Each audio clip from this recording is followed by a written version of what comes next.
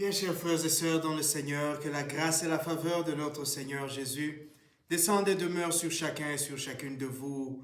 Je continue à dire merci à nos 1002 abonnés qui continuent à faire grandir cette chaîne, qui continuent à nous aider à grandir, à nous aider à aller de l'avant, à nous aider à faire de cette chaîne une chaîne de la famille, une chaîne d'amour et de patience, une chaîne qui aide à répandre la parole de Dieu, à faire aimer le Christ partout et en tout.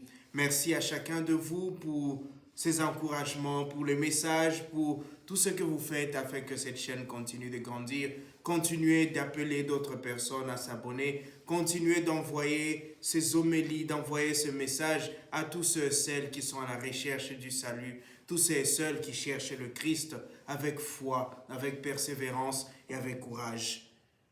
Voilà, aujourd'hui, 3e dimanche du temps ordinaire de l'année liturgique A. Les lectures d'aujourd'hui sont très interpellatives. Les lectures d'aujourd'hui nous rappellent à l'ordre, nous rappellent à notre devoir chrétien, nous rappellent à notre identité.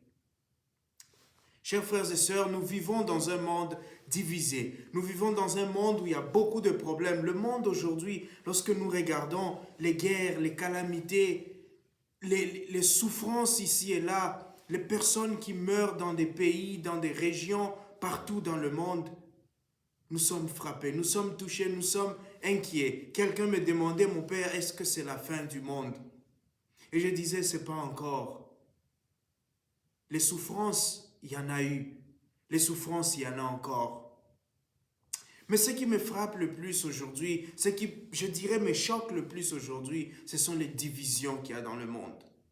Les personnes qui se battent au nom de leur idéologie, des personnes qui se battent au nom de leur appartenance politique, des personnes qui se battent au nom de l'appartenance nationale, des personnes qui se battent au nom de leur appartenance ethnique. Nous sommes tellement divisés, la race humaine est tellement divisée et malheureusement cette division entre dans toutes les sphères de la vie humaine, même dans l'Église, même dans les sphères religieuses. Et pourtant, lorsque nous regardons, nous sommes faits de la même matière. Nous sommes de la même humanité. Nous partageons la même nature humaine.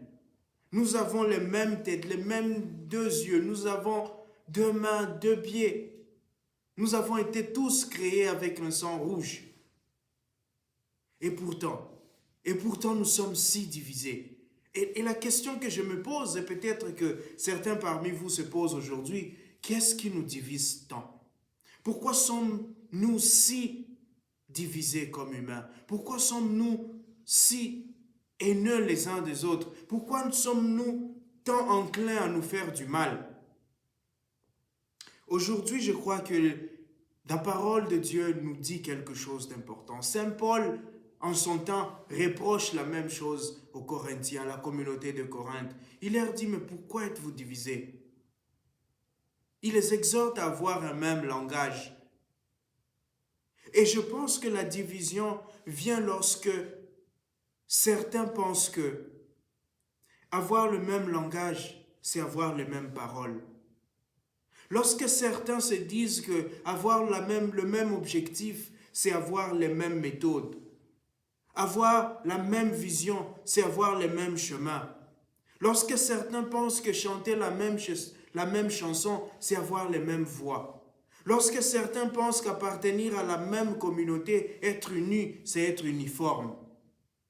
Et lorsque quelqu'un pense que appartenir au même corps, c'est être même membre. Voilà d'où viennent les divisions. Voilà d'où viennent les divisions. Et aujourd'hui, je vais insister, comme Paul insiste, sur les divisions au sein de l'Église. Ou les divisions au sein de la chrétienté. Nous tous qui nous appelons chrétiens, nous tous qui nous disons appartenir au corps du Christ. Ce corps est démembré. Ce corps est décomposé. Nous avons trahi la mission du Christ. Nous avons trahi l'héritage qu'il nous a laissé. Parce que regardez Jésus dès le départ, même remontons plus loin. Dès la création, le Seigneur dit, faisons l'homme à notre image. à notre ressemblance, qu'il domine sur la nature. Dieu a déjà créé l'univers. Dieu a déjà mis dans la nature le principe de l'unité, l'unité dans la diversité. Tout est différent dans l'univers, tout est différent et pourtant tout est harmonieux. L'harmonie, nous savons que par définition, c'est cette unité, c'est cette synchronie, c'est cette symbiose, ce qui fait que toutes les choses différentes, quand elles viennent ensemble, elles forment un tout harmonieux, un tout uni. La chanson, c'est la même chose. Quand toutes les voix viennent ensemble, quand tous les instruments se mettent ensemble, quand le chef d'orchestre met tout cela ensemble, il sort quelque chose qui s'appelle la chanson. La beauté de la chanson, c'est quand toutes ces voix peuvent être mises ensemble. La beauté du langage, c'est quand les différentes paroles peuvent venir. Il y a la parole, il y a les souffles, il y a les mots. C'est cela qui fait le langage. Il y a des gestes. Mais nous aujourd'hui, nous chrétiens, nous qui nous appelons disciples du Christ, nous avons trahi cela. Nous avons trahi cette image et cette ressemblance de Dieu qui est unité dans la diversité, qui est un en trois personnes. Nous avons refusé cela. Nous avons décidé de nous déchirer. Nous avons décidé de nous désunir. Nous avons décidé de déchirer le corps du Christ. Et aujourd'hui, nous voyons des combats entre les dénominations religieuses. Nous voyons des combats entre des autorités religieuses, entre des leaders religieuses, qui ne sont pas au fait même des leaders, parce que si on les appelle leaders, ça veut dire qu'ils essayent de mettre les gens ensemble. Entre les différents responsables religieux, ils sont désunis. Et pourquoi? Parce que chacun, comme disait Paul aux Corinthiens, chacun pense que lui, sa communauté est la meilleure.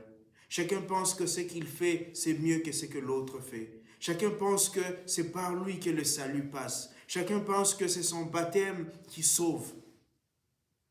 Qui a été baptisé au nom d'une communauté? Qui a été baptisé au nom d'un pasteur?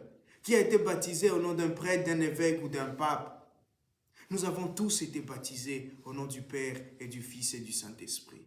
Nous avons tous reçu le salut par Jésus, par sa mort et sa résurrection. Aucun humain, aucun autre humain n'est mort pour nous. Aucun autre pasteur, un prêtre n'est mort pour nous.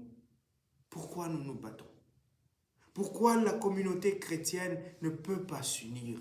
Pourquoi nous ne pouvons pas mettre nos différences ensemble pour créer quelque chose, pour former ce corps du Christ? Ce corps, comme dira encore Saint Paul, qui a plusieurs membres et dont tous les membres ensemble forment le corps. Le corps ne peut se mouvoir que si tous ses membres sont coordonnés. Et le coordonnateur général, c'est le Christ.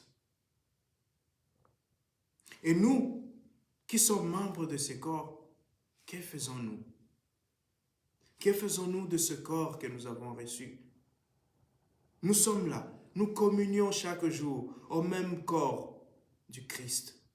Mais nous ne sommes pas unis. Et donc, il faut comprendre que quand nous disons « nous appartenons à ce corps du Christ », c'est chacun qui a sa petite maisonnette. Et le slogan « nous sommes l'église du Christ » n'est qu'un titre que nous nous donnons. Ce n'est qu'un slogan. Mais dans notre vie courante, chacun est pour soi. Chacun vit pour lui-même. Chacun cherche une occasion de casser l'autre. Et nous voyons comment nous nous critiquons, comment nous nous rabaissons, comment nous nous frappons, comment nous détruisons les uns, nous nous détruisons les uns les autres. Eh bien, chers frères et sœurs, cela, le Christ nous rappelle que ça doit cesser. Le Christ, par l'évangile d'aujourd'hui, nous rappelle que nous avons une mission commune. Notre mission, c'est celle d'annoncer l'évangile. Notre première mission, c'est celle d'aimer, d'apporter l'amour, l'unité. Notre mission, c'est celle de continuer l'œuvre qu'il a commencée. Regardez Jésus dans l'évangile d'aujourd'hui. Lorsqu'il apprend que Jean-Baptiste a été arrêté, Jésus vient continuer la mission. Il vient continuer la prédication. Jésus ne se présente pas comme un rival de Jean-Baptiste. Il ne dit pas aux gens, Jean-Baptiste était petit, voilà c'est moi. Jésus continue à dire comme Jean-Baptiste, convertissez-vous car le royaume des cieux est proche. Voilà ce que Jean-Baptiste disait. Jésus continue cette œuvre et il parfait l'œuvre de Jean-Baptiste. Jésus choisit les apôtres. Il ne choisit pas des personnes de son clan, des personnes de sa région, des personnes de ses affinités. Il prend des personnes de tous les lieux. Et il y a quelques jours, on a vu l'évangile de Marc où Jésus choisit les apôtres. Et vous voyez comment ces personnes-là sont de différents horizons. Ces personnes viennent de différents lieux. Ils ont de différents métiers. Ils sont tellement différents qu'on se demande, mais comment est-ce que Jésus peut former un groupe avec ces personnes? Mais c'est cela le défi du chrétien. C'est cela notre défi aujourd'hui. Comment est-ce que nous pouvons composer avec nos différences? Comment est-ce que notre diversité peut ne pas être l'adversité? Comment est-ce que ensemble, dans les différences de chacun, nous pouvons construire quelque chose de solide? Quel est le témoignage que nous portons au monde, nous chrétiens? Et parler de la chrétienté, peut-être c'est très grand. Revenons même à l'Église catholique. Combien nous sommes divisés dans l'Église catholique? Combien les congrégations rivalisent? Combien les communautés religieuses sont dans la bagarre? Ils s'étirent, ils se déchirent. Parce que chaque communauté pense qu'elle a le Christ, elle a l'Esprit Saint. Elle est celle qui a été envoyée pour communiquer la bonne nouvelle. Elle maîtrise Jésus. Regardez vous-même combien les leaders charismatiques, les leaders religieux se battent dans l'Église. Combien de prêtres, des évêques se déchirent dans l'Église. Combien les chrétiens des paroisses se font la guerre. C'est très triste. C'est très déplorable, chers frères et sœurs.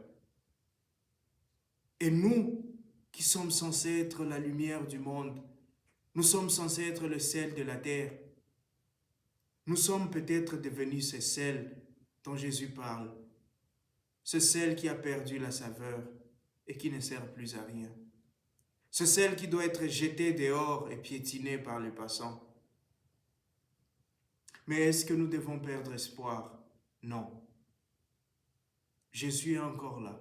Cette église a été bâtie sur le roc. Cette église est conduite par l'Esprit Saint. Le corps du Christ, le pouvoir de l'enfer ne peuvent pas avoir le dernier mot sur lui. Et donc, nous qui sommes encore là, nous qui écoutons cette parole aujourd'hui, il est temps de nous lever. Il est temps pour nous d'ouvrir nos cœurs. Parce que le Seigneur nous a visités, parce que le Seigneur nous visite, il est temps de devenir comme Zabulon et Nephtali, de briller. S'il y a longtemps nous avons abandonné le Seigneur, aujourd'hui c'est le moment de revenir à lui. Aujourd'hui c'est le moment de nous souvenir de qui nous sommes. Quelle est notre identité? Nous sommes le corps du Christ.